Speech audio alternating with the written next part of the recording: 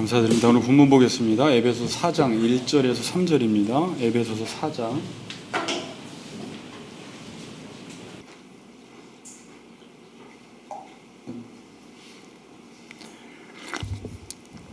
에베소서 4장 우리 1절에서 3절.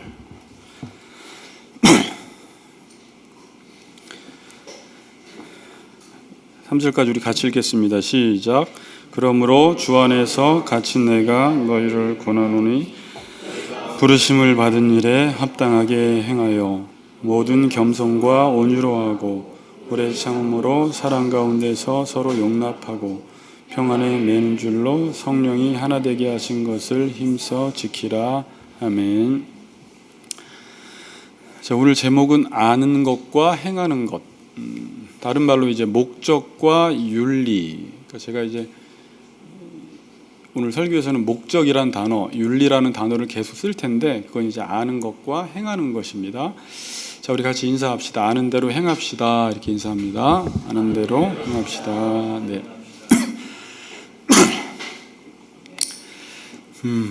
사도 바울은 디모데후서 4장과 고린도전서 9장에서 인생을 다름질하는 경주자에 비유하고 있습니다.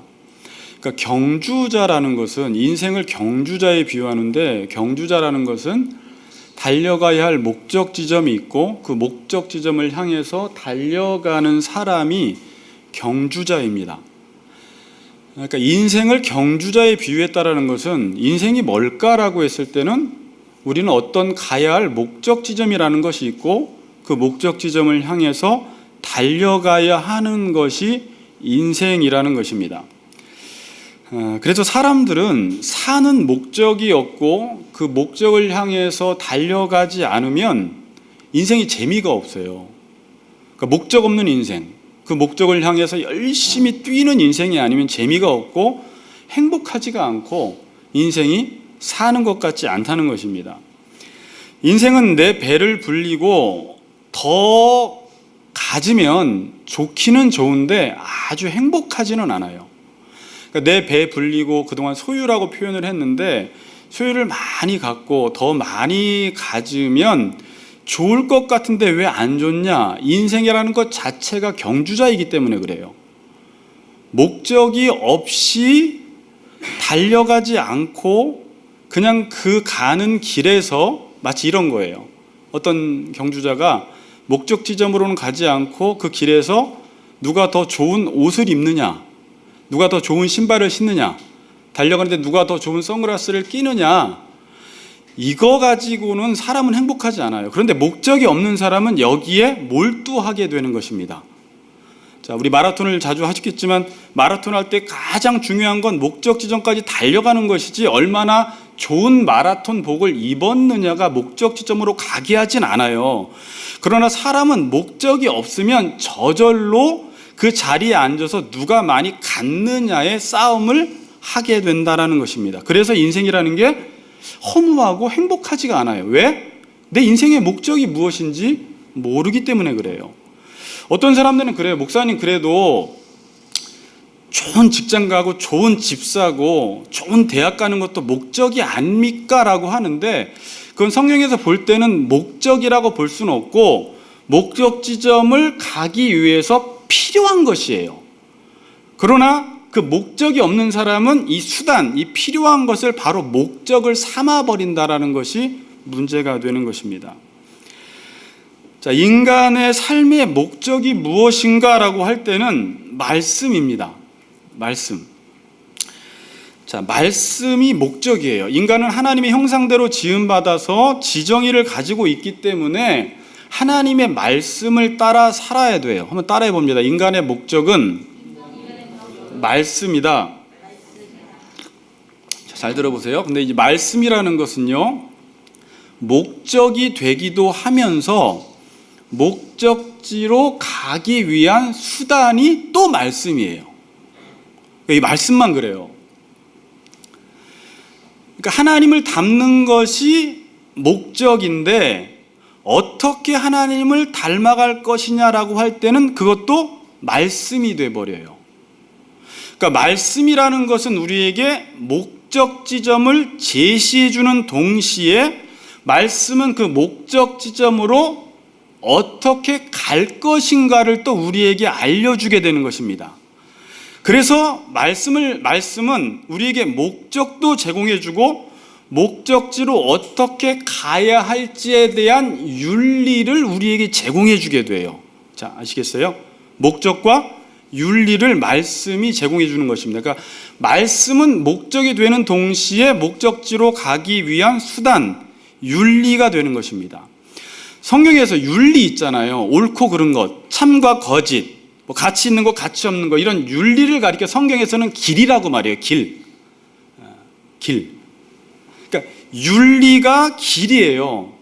그래서 성경에서는 내가 곧 길이요, 진리요, 생명이다 그럴 땐 예수님의 뒤를 졸졸졸졸 따라가는 게 길이 아니라, 길이라는 것은 예수님이 옳다고 하는 곳으로 가면 나도 그쪽으로 가고, 예수님이 이쪽으로 가면 이쪽으로 가고, 그게 길이 되는 거예요. 그래서 사람은 말씀이 없으면 윤리가 상실돼서 길을 잃어버리게 됩니다. 그래서 우리가 여러분들이 지금 목적 지점으로 가기 위해서는 말씀이 있어야 돼요. 윤리가 있어야 돼요. 그래서 윤리를 가지고 날마다 뭐가 옳은지, 뭐가 그른지를 늘 분별하면서 여러분들이 그 목적했던 그 말씀의 지점으로 가게 되는 것입니다. 그 말씀을 잃어버리면 그 목적 지점으로 못 가요.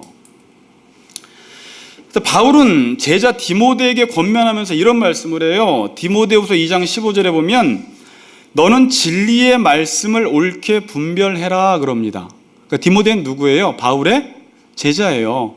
그러니까 디모데가 이제 목회를 하는데 스승이 권면을 해줍니다. 디모데야, 너는 진리의 말씀을 옳게 분별해라. 그런데 분별이라는 단어는 여행하는 자를 위해서 고든 길을 내다라는 말이에요. 여행하는 자를 위해서 고든 길을 내는 것. 그러니까 말씀을 가지고 고든 길을 내는 거예요. 그러니까 제가 지금 여러분들을 어떤 푸른 초장으로 목적 지점으로 인도를 해야 되는데 제가 말씀으로 고든 길을 내지 못하면, 분별을 하지 못하면 저도 죽고 여러분들도 죽는 거예요. 그래서 목회할 때 가장 중요한 것은 뭐가 옳은 것이냐, 뭐가 그른 것이냐, 뭐가 참이냐 거짓이냐를 말씀으로 계속 분별해서 제가 길을 내서 저도 그쪽으로 가고 여러분들도 그쪽으로 갈 때 하나님이 원하시는 지점, 그 목적 지점으로 갈 수 있다라는 것입니다. 그러니까 말씀이 없으면 길을 잃어버립니다. 자, 여러분이 보고 있는 말씀이라는 것은 목적이 뭐고 윤리가 뭔지를 알려줍니다. 자, 이 부분을 잠깐 이해하라고 해서 이제 뒤에 본론으로 들어가는데 지금 왜 저 사람이 목적과 윤리를 계속 이야기하는지 잠깐만 좀 힘들어도 들어보세요. 자, 말씀이라는 것은 목적이 뭐고 윤리가 뭔지를 알려줍니다. 자, 이 목적과 윤리와의 관계는 목적은 가야 할 목적 지점을 알려주고 윤리는 그 지점까지 어떻게 가야 하는가를 알려줍니다. 그러니까 목적에 의해서 윤리라는 것이 나오고 윤리는 목적을 이루기 위한 윤리가 돼야 돼요. 자, 내가 부산을 간다 그러면 어디로 가면 안 되고 어디로 가야 한다라는 어떤 지침 윤리가 나오잖아요. 목적 지점이 있기 때문에.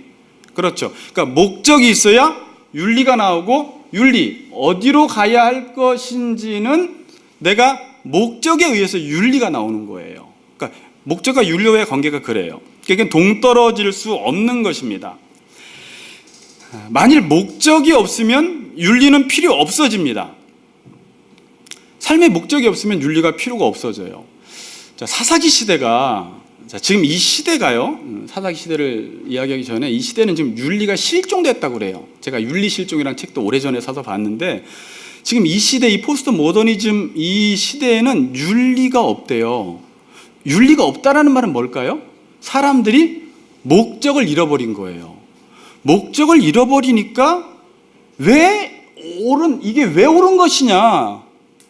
목적이 없으니까 예전에는 옳다고 하던 것이 지금은 그른 것이 돼버려요. 뭔가 옳고 그름이 사라져버린 거예요. 그러니까 사사기 시대는 말씀이 없어졌어요. 말씀이 희귀하니까 목적이 없어지니까 사람이 어떻게 살게 되냐면 자기 소견에 옳은 대로 살아가게 돼요. 왜? 목적이 없어. 그러니까 내 소견에 옳은 대로 살아간다라는 건 내 욕망이, 내 욕심이 목적이 돼버리는 것입니다. 그래서 내 욕망을 채워주고 내 욕망을 만족시켜주면 그게 옳은 것이 돼버리는 거예요. 자, 그러니까 목적이 없으니까 내 욕망이 목적이 되어지고 내 욕망에 의해서 옳고 그른 것이 정해져 버리니까 예전에는 옳다라고 했던 것들이 현대에는 옳지 않은 게 돼버려요. 예전에는 혼전 성관계 동성연애 끔찍하게 생각했는데 지금은 아무렇지도 않게 돼버려요. 그건 어떤 목적하에 나온 윤리였는데 그 목적이 사라지고 오직 내 욕심, 내 쾌락만 채워주면 그것이 좋은 거야 라고 하니까 그것을 자연스럽게 받아들이게 되는 것입니다. 어떤 현상이 일어나요? 목적이 없으니까 윤리가 실종되어 버리는 것입니다.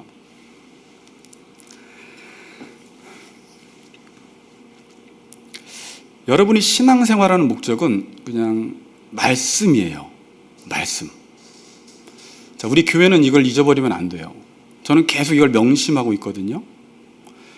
말씀이라고 하지만 말씀이 목적이 아닐 수 있어요, 여러분들이. 근데 항상 명심은 일단 하세요. 나의 신앙생활의 목적은 말씀이다. 인간이 사는 이유는 말씀이다. 인간은 말씀을 떠나는 순간, 좀 죄송하지만 개보다 못한 존재가 돼요.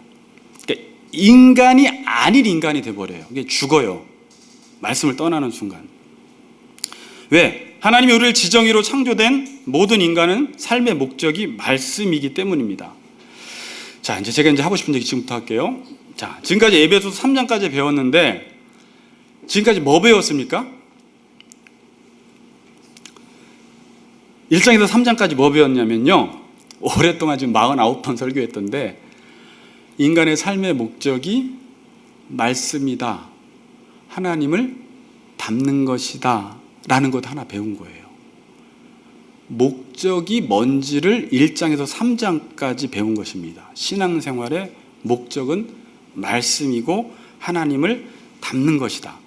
자, 이제 기억을 떠오르면서 제가 에베소서 1장에서 6장까지를 요약한 구절이 있다고 했는데 그게 어떤 구절이라고 했어요? 기억나시는 분? 2,000원 드릴게요. 자, 에베소서 1장 3절에서 5절을 지금 에베소서는 풀어 쓰고 있는 거예요. 자, 1장 3절에서 5절을 보겠습니다. 자, 한번 넘어가서 1장 3절에서 5절 같이 읽겠습니다. 시작. 찬송하리로다. 하나님 곧 우리 주 예수 그리스도의 아버지께서 그리스도 안에서 하늘에 속한 모든 신령한 복을 우리에게 주시되 곧 창세전에 그리스도 안에서 우리를 택하사 우리로 사랑 안에서 그 앞에 거룩하고 흠이 없게 하시려고 그 기쁘신 뜻대로 우리를 예정하사 예수 그리스도로 말미암아 자기의 아들들이 되게 하셨으니 하나님이 우리를 선택하신 목적이 뭐라고요? 창세전에 여러분들을 예정하시고 선택하신 목적이 거룩하고 흠이 없는 하나님의 자녀 만드는 것이에요. 그걸 제가 쉽게 그냥 말씀이라고 표현했고 지지난주에는 그 말씀이라는 것은 하나님을 닮는 것, 거룩하고 흠이 없는 하나님의 자녀 되는 것이라고 말씀을 드렸습니다. 그러니까 에베소서 1장에서 3장까지는 교리라고 보통 말해요. 여러분들이 이제 일반적으로 에베소 주석이나 책들을 보면 1장에서 3장은 교리다 그러고 4장에서 6장은 실천이다 이런 말을 해요. 근데 이걸 그냥 이론적으로만 받아들이지 말고 좀 우리가 깊이 생각해 봐야 돼요. 에베소서 1장에서 3장은 목적이라고 말할 수 있어요. 우리가 가야 할 목적지. 그리고 4장에서 6장은 목적을 이루기 위한 윤리라고 말할 수 있습니다. 그러니까 1장에서 3장은 우리의 신앙생활의 목적이 뭐냐? 하나님을 닮는 것이다. 그럼 어떻게 하나님을 닮을 것이냐라는 것에 대해서는 4장에서 6장까지 이렇게 해야지 하나님을 닮을 수 있다라는 구체적인 윤리가 지금 우리에게 제시되어 있습니다. 그러니까 이 윤리라는 것은 목적하에 나온 윤리예요. 그러니까 기독교인들이 그냥 착하게 살자, 선하게 살자 이렇게 막연하게 말하면 안 되고, 왜 기독교인들이 이러한 윤리를 가지고 살아야 하느냐? 하나님을 닮기 위해서 앞으로 나오는 4장부터 나오는 이 윤리대로 살아야지, 만일 여러분들이 목적을 말씀으로 잡고 하나님 닮는 것이라고 잡아놓고 4장부터 구체적인 윤리를 따라 살지 않으면 그 목적은 우리에게 이루어지지 않는다라는 것입니다. 그러니까 윤리는 어떤 윤리라고요? 그 목적을 이루기 위한 윤리, 하나님을 닮아가기 위한 윤리가 되는 것입니다. 우리는 이 하나님이 목적하신 목적 지점에 도달해야 합니다. 그게 여러분들이 인생을 사는 이유예요. 저나 여러분이나 다 똑같아요. 목사건 성도건 인생을 왜 사십니까? 말씀입니다. 하나님의 거룩하고 흠이 없는 자녀 되는 것입니다. 이게 여러분들의 목적입니다. 근데 어떤 사람이 이 목적지에 도달하지 못한다면 이유는 뭘까를 생각해 보면서 좀 풀어볼게요. 우리는 분명히 목적 지점을 향해서 가야 하는데 많은 사람들이 그 목적 지점으로 가지 못하는 이유는 뭘까라고 했을 때, 첫 번째는 내 인생의 목적 자체를 모르면 그 목적 지점으로 갈 수가 없는 것입니다. 인생의 목적이 뭡니까? 그러는데 몰라요. 그러면 그 목적 지점으로 갈 수가 없습니다. 그러니까 믿지 않는 사람은 당연히 그 목적 지점으로 갈 수가 없기 때문에 경주자의 삶을 살지 못하고 그냥 길거리에 앉아서 마라톤 할 때 나는 필라를 입었는데 넌 나이키를 입었니? 이제 이런 싸움만 하고 있는 거예요. 나는 선글라스가 이게 50만 원짜리인데 너는 얼마짜리 끼었니? 근데 문제는 달려가지는 않아요. 그러니까 인생이라는 것은 그 목적 지점으로 달려갈 때 어떤 삶의 의미와 보람과 가치를 느끼는데, 달려가지 않고 소유 싸움을 해서 수많은 소유를 쥐고 있는데 그 안에서 뭔가 허무하고 허전하고 공허하다라는 것은 인생 자체는 어떤 하나님이 정해주신 그 목적을 달려가야 되는데 달려가지 않기 때문에 그렇다라는 것입니다.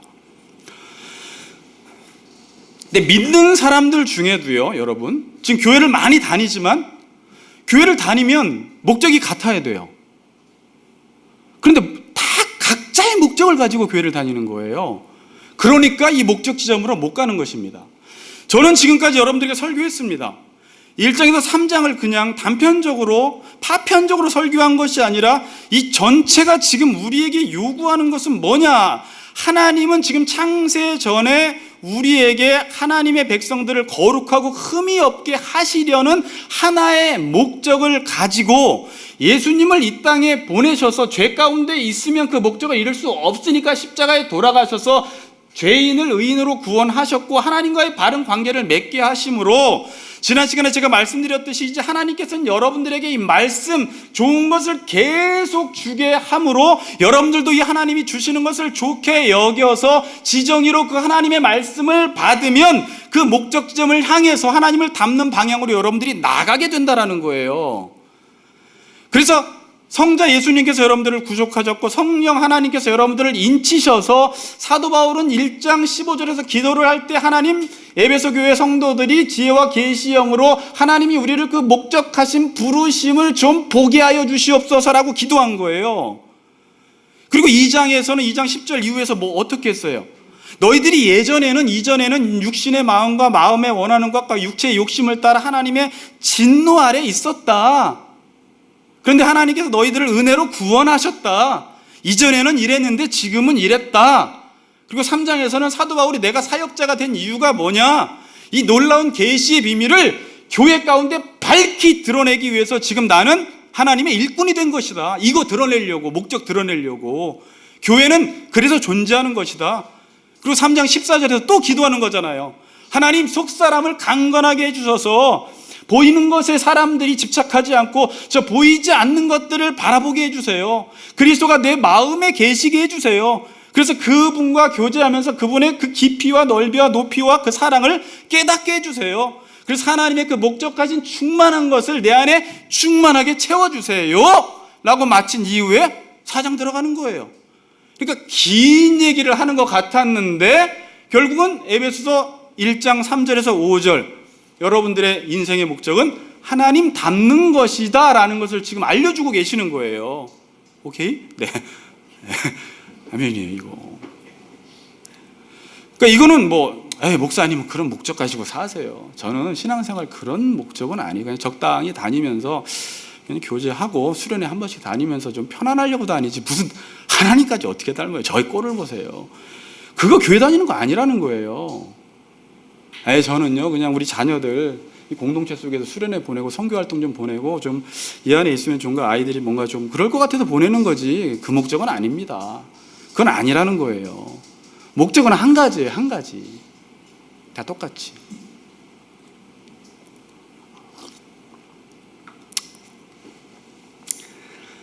제가 지금 무슨 질문했다 이 얘기했냐면 어떤 사람이 목적 지점에 도달하지 못하는 이유가 있다면 뭐냐라는 거예요.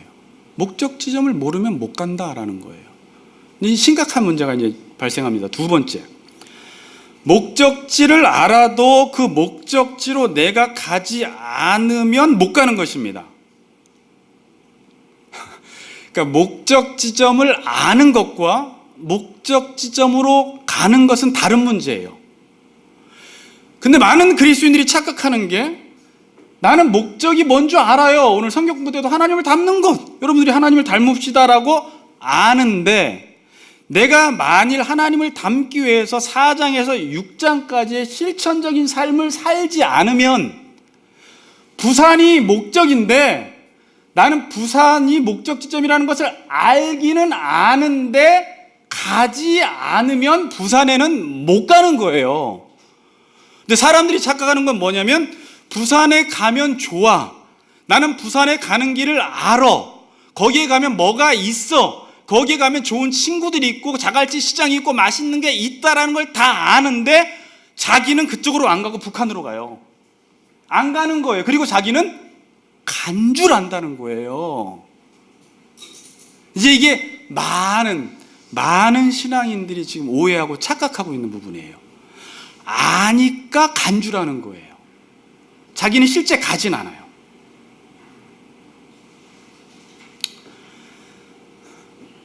부산에 가는 약도가 있어요. 약도. 성경은요 약도예요. 아까 그랬죠. 성경은 목적인 동시에 그 목적지를 가기 위한 수단이라고 했죠. 어떻게 가야 되는지는 성경을 봐야지 알 수 있지 그냥 내가 하나님 오늘부터 닮아봐야지 이런다고 절대 닮아지지가 않아요. 그럼 어떻게 닮아야 할 것인지 성경의 기록 목적 디모데후서 3장 15절에서 모든 성경은 하나님의 감동으로 된 것으로 교훈과 책망과 바르게 함과 의로 여러분들이 교육을 받으면 하나님의 사람으로 온전하게 되며 모든 선한 일을 행할 능력을 갖추게 되는 것이죠. 그러니까 성경의 기록 목적은 우리에게 교훈, 때로는 책망, 때로는 바르게 하고 의로 교육해서 뭐 만들려고? 하나님의 사람으로 온전케 만들려고. 하나님 닮은 백성 되기 위해서는 성경의 지침대로 가야 한다는 것입니다. 근데 어떤 사람은 성경을 봐요. 약도 부산에 가려면 이쪽으로 남부순환로로에서 서초 인터체인지를 타가지고 경부고속도로를 타가지고 부산 빠져나가서 어떻게 우회전 좌회전 병원 지나서 다리 다 하나 건너면 해운대 이러는데 이 사람은 그걸 다 아는데 약도를 주머니에 싹 넣어버리고 자기는 안 가는 거예요. 그리고 자기는 부산에 간 줄 알아요. 이게 다른 사람 이야기가 아니라 우리 이야기가 될 수 있는 거예요. 야고보서 1장 22절 오늘 우리 아이들 요절에 외운 건데 너희는 말씀을 행하는 자가 되고 듣기만 하여 자신을 속이는 자가 되지 말아라 그랬죠. 너희는 말씀을 행하는 자가 돼야지 듣기만 해서 안다고 자기가 마치 간 것처럼 자기를 속이지 말라는 거예요. 이게 자기를 속이는 행위예요. 나는 부산에 갈 수 있는 약도가 있으니까 나는 부산에 간 것처럼 착각하지 말라는 거예요. 그 목적 지점으로 가야지 가는 거지 가지 않으면 안 간 것입니다. 아는 것이 가는 것은 아닙니다. 아는 것이 행하는 것도 아니라는 것입니다.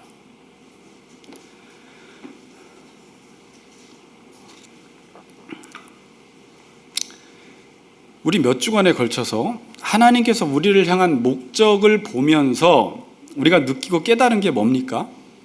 자, 제가 이 얘기 왜 하냐면 하나님이 우리를 향한 목적, 하나님을 닮는 것, 이게 일단 여러분들에게 좋아 보여야 돼요. 일단 그 목적이 좋아 보이지 않으면 갈까요, 안 갈까요? 그러니까 지금 여기서도요, 예수 믿는 목적은 하나님 닮는 것입니다. 그러면 어떤 사람은 그게 좋아 보이면 가는데 부산에 가도 별로 재밌는 것도 없고 그러면 안 간다는 것입니다. 그러니까 지금 제가 여러분들에게 목적을 제시해도 어떤 사람들은 가고 싶은 마음이 드는 사람이 있고 어떤 사람은 가기 싫은 마음이 들어요. 그러니까 지식으로 알았다고 해서 의지적으로 행동하는 건 아닙니다. 지식으로 안 그것이 내 감정까지 내려와서 이게 좋구나 라는 것을 지난 시간이나 지지난 시간에 좀 이렇게 느꼈어요, 여러분? 하나님이 우리에게 주는 말씀은 엄청 좋은 것이구나, 이 사랑은 큰 것이구나 라는 것을 여러분들이 경험하고 체험하면 하나님을 닮아간다라는 것이 좋다라는 것을 내가 감정을 갖게, 아우 좋다 이래요. 여러분, 감정을 갖는 건 너무 중요해요. 부산이 목적지인데 부산이 좋지 않으면 부산 안 갑니다. 하나님 닮는 게 목적지인데 이게 좋은 감정이 들지 않는 사람은 지금도 안 갑니다. 그래서 그 부산이 좋다, 그 목적 지점이 좋다라는 것을 여러분들이 이렇게 감정적으로 동의한 사람들은 가는데 동의하지 않은 사람들은 안 가요. 그런데 지금 제가 이 얘기를 왜 하냐면 많은 사람들이 자기가 기도하다가 하나님께서 그런 하나님의 말씀이 얼마나 좋은지를 황홀한 체험도 하게 되고요, 은사 경험도 하게 되고요, 성령 체험도 하게 되어서 하나님이 얼마나 좋은지를 이 감정적으로 여러분들이 체험하게 되고 경험하게 됩니다. 그런데 그 자체가 신앙이 좋아진 것은 아니라는 거예요. 내가 지금 기도해서 막 성령의 은사를 체험하고 황홀함을 체험하고 했다고 해서 여러분들이 신앙이 고차원적으로 높아진 것은 아니에요. 그 체험은 뭐 하라고 체험한 거예요? 가라고.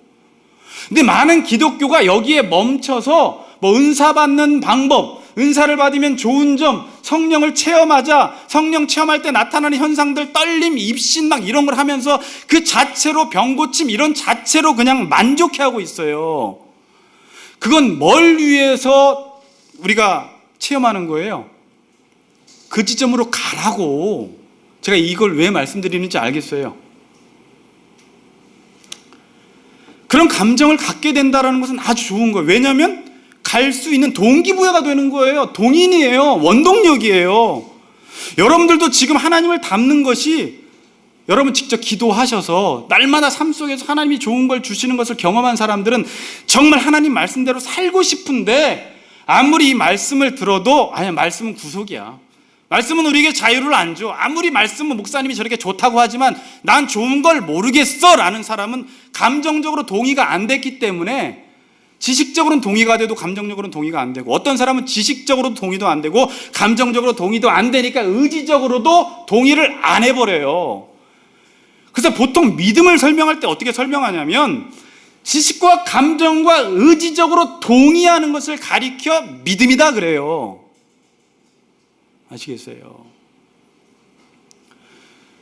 어떤 수준에 있습니까? 여러분들은 목적을 모르는 사람은 아니라 목적은 안 것 같아요, 어느 정도는. 그러나 그것이 얼마나 좋은지를 여러분들이 기도 생활을 통해서 삶 속에서 경험을 해나가면서 이제는 그 길로 가야 한다는 것입니다.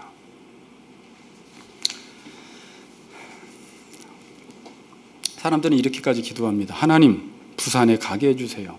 부산에 가면 나를 사랑하는 사람이 있을 줄 압니다. 부산에 가면 좋은 것이 있을 줄 압니다. 부산에 갈 수 있는 힘을 주시옵소서. 그리고 기도하고 큰 은혜를 받고 나가서는 오늘 은혜 받았네 그러고 다른 길로 가요. 부산으로 안 가는 거예요. 그냥 오늘 그 기도 자체가 은혜 받은 거예요. 부산 갈 수 있는 힘을 주시옵소서라고 해놓고 부산 갈 생각은 전혀 안 하는 거예요. 그냥 그 자체가 자기의 신앙인 줄 알아요.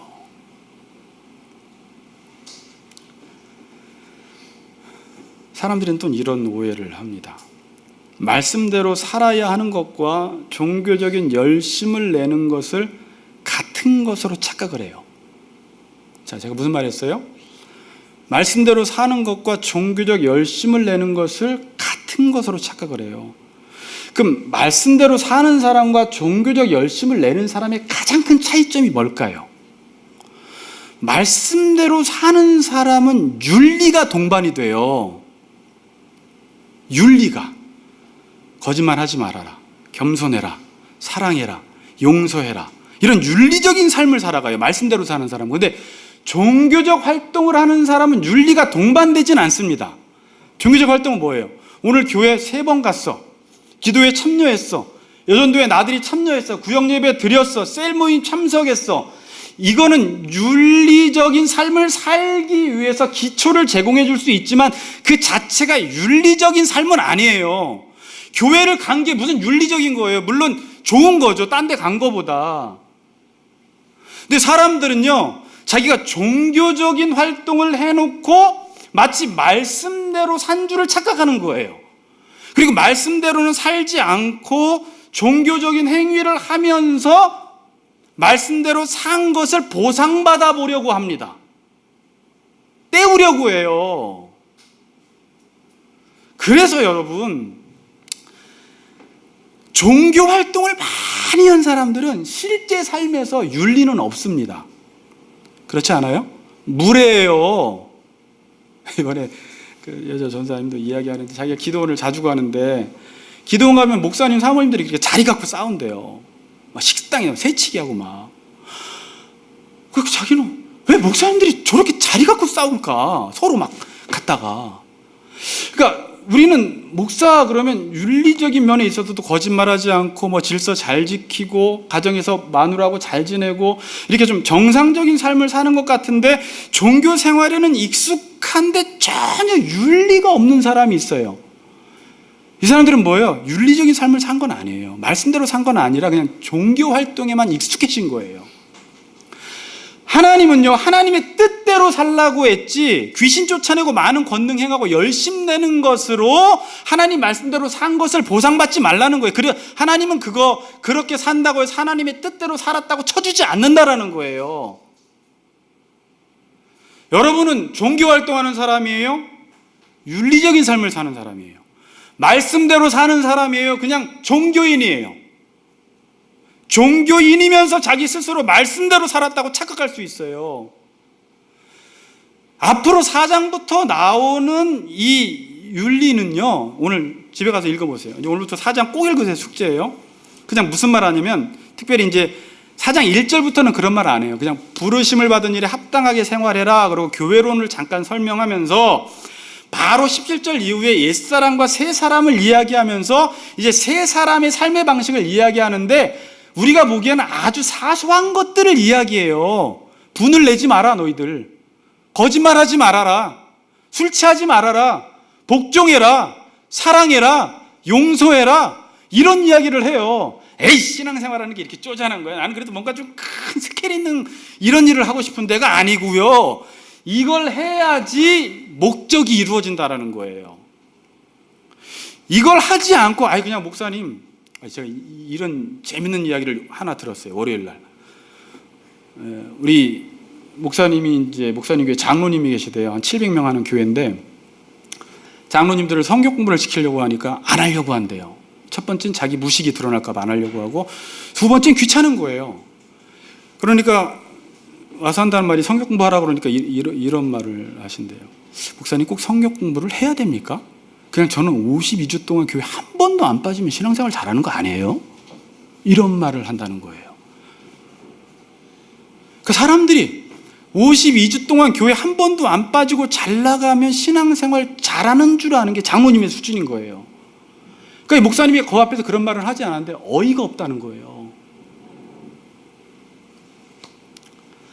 종교 활동과 말씀대로 사는 것은 전혀 다른 문제입니다. 우리에게 가장 힘든 게 뭐예요? 오늘 당장 가서 아내와 자식과 시어머니와 시아버지와 옆에 있는 사람과 오늘 올라가서 오늘 옆에 있는 지체들과 내가 무례하게 대하지 않는 거예요. 거기서 윤리적 삶을 살아가는 거예요. 존중해 주는 거예요. 존경해 주는 거예요. 저 사람을 무한하게 하지 않는 거예요.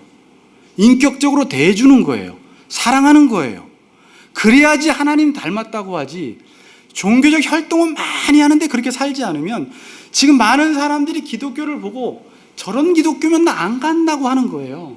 윤리가 없거든. 교회 안에 오직 종교적 열심만 남았거든. 누가 그렇게 살아서? 지금까지 신앙인들이 그렇게 살아왔기 때문에 그래요. 그래서 4장 이후부터는 구체적인 지금 윤리가 제시되고 있습니다. 근데 이런 신앙인들도 있어요. 목적을 몰라요. 목적을 모르면 가면 돼요, 안 돼요? 목적을 모르면, 내가 가야 할 목적지를 모르면 가면 안 되는데 열심히 가는 사람이 있어요. 어디로 가냐 그러면 그냥 간대요. 그래서 기독교인들에게 여러분 성경 공부합시다 그러면 꼭 교회를 그렇게 어렵게 다닐 필요 있나요? 꼭 성경 공부해야 돼요? 그냥 다니면 되는 거 아니에요? 이렇게 말하는 거예요. 그러니까 목적지점 없이 그냥 열심히 가면 되는 것 아닙니까? 라는 이런 어이없는 소리를 하는 것입니다. 결론을 맺을게요, 여러분. 자, 아는 것과 가는 것 어느 것이 더 중요해요? 둘 다 중요합니다. 알고 가야 합니다. 그래서 예수님은 요한복음 13장 17절에 너희가 이것을 알고 행하면 복이 있으리라 그래요. 뭐라고요? 알고 행하면 복이 있으리라. 한국 기독교 목회자 협의회, 이 한목협에서 1,500명 성도 대상으로 설문조사를 했습니다. 주제는 개신교가 타종교에 비해 호감을 덜 받는 이유. 그러니까 쉬운 말로 왜 기독교가 싫으세요? 이런 질문이에요. 기독교가 타종교에 비해서 왜 싫으세요? 설문조사가 1,500명 조사됐는데 낮은 순에서 높은 순으로 말씀드릴게요. 사회봉사가 너무 약하다. 18.5%. 여기는 지나친 양적 성장주의, 양적인 성장만 강조한다. 24.7%. 교회가 세속화되었다. 28.8%. 수많은 교단과 교파가 있다. 34.7%. 기독교를 빙자한 이단이 많다. 39%. 일부 교계 지도자들의 타락 41.1%. 맨 마지막 제일 높은 게 신앙과 삶의 불일치 57.5%. 기독교 왜 싫어요? 기독교인들이 신앙과 삶이 일치하지 않는다라는 것 때문에 호감이 안 간다라는 거예요. 자, 그러면 오늘 결론 맺으면서 그럼 여러분 신앙과 삶을 일치시킵시다. 아멘. 그리고 끝날 문제가 아니에요. 신앙과 삶을 일치시킨다라는 것은요, 복음을 알지 못하면 이건 불가능한 거예요. 신앙, 삶의 목적이 무엇인지 먼저 알아서 하나님을 닮는 것이 신앙이고 이것이 목적이라는 걸 알아야지 이 목적하에 삶이 나와서 이게 일치가 되는 것인데, 자, 결론이에요. 사람들은 이 목적 자체를 알지 못해요. 근데 잘 들어보세요. 결론입니다. 목적 자체가 하나님을 닮은 것인데 이 목적하에 나온 윤리는 반드시 하나님과 이웃을 사랑하는 삶의 윤리가 동반되게 돼 있어요. 뭐가 목적이니까? 하나님 닮는 게 목적이니까. 그러나 그 목적이 그냥 교회 일주일에 7번 다니는 거, 그래서 윤리로 7번을 다녀도 이 윤리는 사랑할 수 있는 윤리가 아니에요. 여러분들이 신앙과 삶을 일치시키니까 나는 신앙생활의 목적이 교회도 열심히 다니는 거, 그래서 교회 열심히 갔는데, 그래서 일치는 되었지만 그 윤리가 사랑하는 삶의 윤리가 되기 위해서는 목적이 바뀌어야 되는 거예요. 이해가 돼서요? 그러니까 여러분들이 지금 실천하고 있는 윤리는 세상에서 성공하기 위한 윤리도 아니고 교회 건물을 크게 세우기 위한 윤리도 아니고 여러분들이 다른 윤리가 아니라 하나님 닮기 위한 윤리가 이제 4장부터 주어지기 시작해요. 그래서 여러분들이 이제 4장부터 말씀을 들을 때 이 목적이 여러분들의 삶의 목적이 아닌 사람은 이제 이 윤리가 너무 싫어요. 내 목적이 다른 데가 있기 때문에.